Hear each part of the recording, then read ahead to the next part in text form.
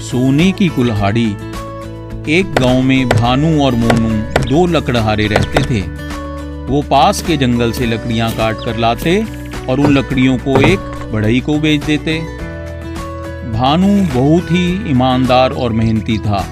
वो रोज सवेरे सवेरे उठकर जंगल से लकड़ियां काट कर ले आता था। लेकिन मोनू बहुत आलसी और लालची था। वो हमेशा देर तक सोता और बड़ी देर से जंगल जाता। अरे मोनू भाई उठ जाओ, देखो मैं तो जंगल से लकड़ियां काट कर भी ले आया और तुम अभी तक सोए पड़े हो। क्या हुआ भानु, इतनी मीठी नींद आ रही थी, क्यों जगा दिया? अरे क्या होता अगर कुछ देर में और सो लेता, पर कोई बात नहीं, अब तुमने जगा ही दिया है तो मैं उठ जाता हूँ। हाँ जाओ, लकड़ियाँ काट कर ले आओ, फिर दिन में बहुत गर्मी हो जाएगी।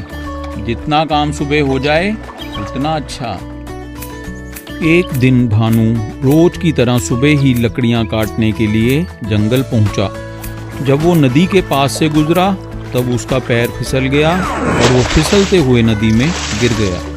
वो खुद तो बाहर आ गया, लेकिन उसकी कुल्हाड़ी जो उसके हाथ में थी नदी में गिर गई। ओह, आज तो मरते मरते बचा मेरी कुल्हाड़ी। अरे लगता है कि नदी में गिर गई। अब मैं लकड़ियां कैसे काटूंगा? मेरे पास तो एक ही कुल्हाड़ी थी। भानु वहीं बैठकर रोने लगता है और जब काफी देर तक वह रोता रहता है तो अचानक नदी में से एक देवी प्रकट हुई। क्या हुआ भानु, तुम रो क्यों रहे हो?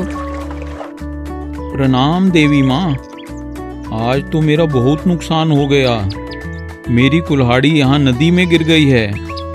मैंने खोजा पर नहीं मिली। मेरे पास तो एक ही कुल्हाड़ी थी। मेरा काम जंगल की लकड़ियाँ काटना है। अब कुल्हाड़ी के बिना मैं लकड़ियाँ कैसे काटूंगा?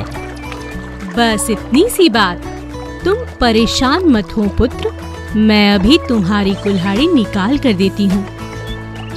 देवी माँ ने नदी में से एक सोने की कुल्हाड़ी निकाली।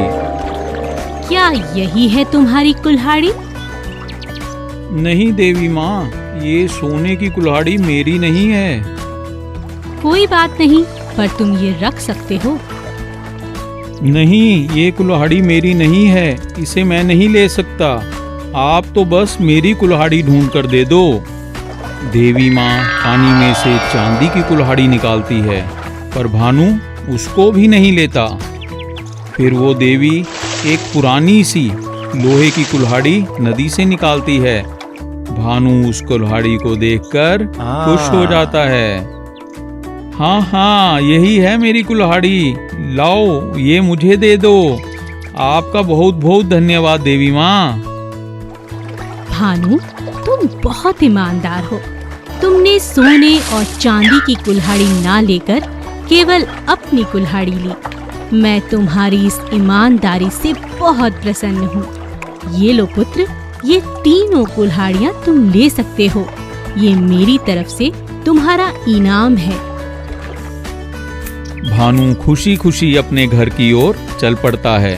रास्ते में उसे मोनू मिलता है। भानु, तुम यहाँ इस समय? क्या बात है, क्या तुम भी मेरी तरह सोते रह गए? नहीं मोनू भाई। भानु ने सारी आप बीती मोनू को सुना दी। अरे वाह, तुम्हारे तो भाग खुल गए। क्या मैं भी जाऊं वहां देवी माँ के पास? जाओ देख लो, शायद मिल जाए। मोनू दौड़ा दौड़ा नदी पर गया, पर वहां उसे कोई नहीं मिला। निराश होकर वापस आ गया। आज तो लगता है कि मैंने देर कर दी। कल सुबह भानु से पहले जाऊंगा। मोनू अगली सुबह वहीं नदी के पास जाता है और जानबूझकर अपनी कुल्हाड़ी नदी में फेंक देता है। तभी देवी माँ बाहर निकलती है और मोनू जोर जोर से रोने लगता है। क्या हुआ पुत्र, तुम रोते क्यों हो? मेरी कुल्हाड़ी यहाँ पर गिर गई है, क्या आप ढूंढ कर ला दोगे? क्या ये सोने की कुल्हाड़ी तुम्हारी है पुत्र? हाँ हाँ, यही है। झूठ बोल रहे हो तुम। भानु को तो उसकी ईमानदारी का इनाम मिला था और तुम्हें कुछ नहीं मिलेगा। चले जाओ यहाँ से, तुम बहुत लालची हो। पर मेरी कुल्हाड़ी तो दे दो माँ। अब मोनू अपने लालच पर पछता रहा था। Fish fry. नदी किनारे बहुत से मछुआरे रहते थे और मछलियां पकड़ मच्छी बाजार में बेचा करते थे। पवन के पिता उसे मछलियां पकड़ने को हमेशा कहते, मगर वह सिर्फ मछली खाना पसंद करता और उसे फिश फ्राई करके खाना बहुत अच्छा लगता। एक दिन पवन के पिता ने कहा, देखो बेटा, हम मछुआरे हैं, अब मैं बूढ़ा हो गया हूँ, तबीयत ठीक नहीं रहती। सभी मछुआरों के लड़के अपने पिता की मदद करते हैं, तुम भी जाकर मछलियाँ पकड़ा करो। यूं बस पकाने खाने का शौक अच्छा नहीं होता। आप चिंता ना करें, मैं समय आने पर सब संभाल लूँगा पिताजी, मुझे मच्छी पकड़ने का कोई शौक नहीं। पवन के पिता की बात का उस पर कोई असर ना हुआ, इसलिए उन्होंने अपने बेटे को सबक सिखाने के लिए एक उपाय निकाला। पिताजी, आप मच्छी पकड़ने नहीं जा रहे? नहीं बेटा, आज मेरा मन नहीं। ले बेटा, खाना खा के जल्दी से दवा ला दे, तेरे पिताजी बहुत बीमार हैं। ये क्या है, मैं नहीं खाऊंगा। तुमने दाल क्यों बनाई? आप खा लो, मैं अपने लिए मच्छी पकाऊंगा माँ। बेटा, आज मच्छी नहीं है, अब से यही खाना होगा, समझे? क्या?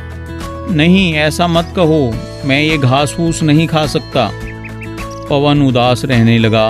एक दिन उसकी माँ ने समझाया, बेटा, यूं उदास होकर कोई फायदा नहीं। तुम्हारे पिताजी बहुत मुश्किल से पैसे कमाते हैं, मछलियाँ कितने सालों से पकड़ रहे हैं, अब उनकी तबीयत अच्छी नहीं रहती, इसीलिए तुम्हारा फर्ज बनता है कि तुम जाकर मछलियाँ पकड़ो और घर चलाओ। शायद तुम ठीक कहती हो माँ, मैं हमेशा अपनी मनमानी करता हूँ। मैं आपकी इकलौती संतान हूँ, अगर मैं ही आपकी मदद नहीं करूँगा तो कौन करेगा? मैं आज मछलियाँ पकड़ने नदी पर जाता हूँ, मुझे आशीर्वाद दो माँ। और इस तरह पवन को सद्बुद्धि आई और वह अपने पिता का काम में हाथ बटाने लग गया। एक फल बेचने वाला था, उसका नाम चंदू था। चंदू रोज मंडी से केले लाकर बस स्टॉप पर एक ठेला लगाकर बेचता था। एक दिन रोज की तरह चंदू अपने ठेले पर केले बेच रहा था। तभी एक तोता आकर उसके ठेले पर बैठ गया। उस तोते के मुंह में एक बीज था। तोते ने वो बीज चंदू के आगे रख दिया। अरे, मैं इस बीज का क्या करूँगा? मैं तो केले बेचता हूँ, बीज का क्या करूँगा? तोते महाराज, आप ये बीज किसी किसान को दें। ये बीज कोई मामूली बीज नहीं है, मैं ये बीज बोना चाहता हूँ। इस बीज में से सोने के केले निकलेंगे, केले का पेड़ लगेगा। तो लाओ, मैं लगा देता हूँ इसे अपने आंगन में। चंदू ने तोते की बात पर विश्वास तो नहीं किया, पर वो बीज बो दिया और उसमें रोज पानी डालने लगा। तोता रोज बीज को पौधा बनते हुए देखने आता। एक दिन बीज का एक छोटा सा पौधा बन गया और कुछ ही दिनों में उस पर सोने के सुंदर सुंदर केले लग गए। अब तोता उसी पेड़ पर आकर रहने लगा। चंदू ने जब सोने के केले देखे तो उसे लालच आ गया और उसने तोते से कहा, तुमने बिल्कुल सच कहा था, यह तो सच में सोने के केले देने वाला पेड़ निकला। शुक्रिया, पर तुमने ही तो इसकी देखभाल की, तभी तो ये बड़ा हो सका।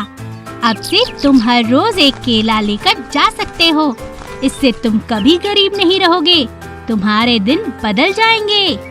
अब चंदू रोज उस पेड़ से एक केला तोड़ता और उसे बेचकर खूब पैसा कमाता।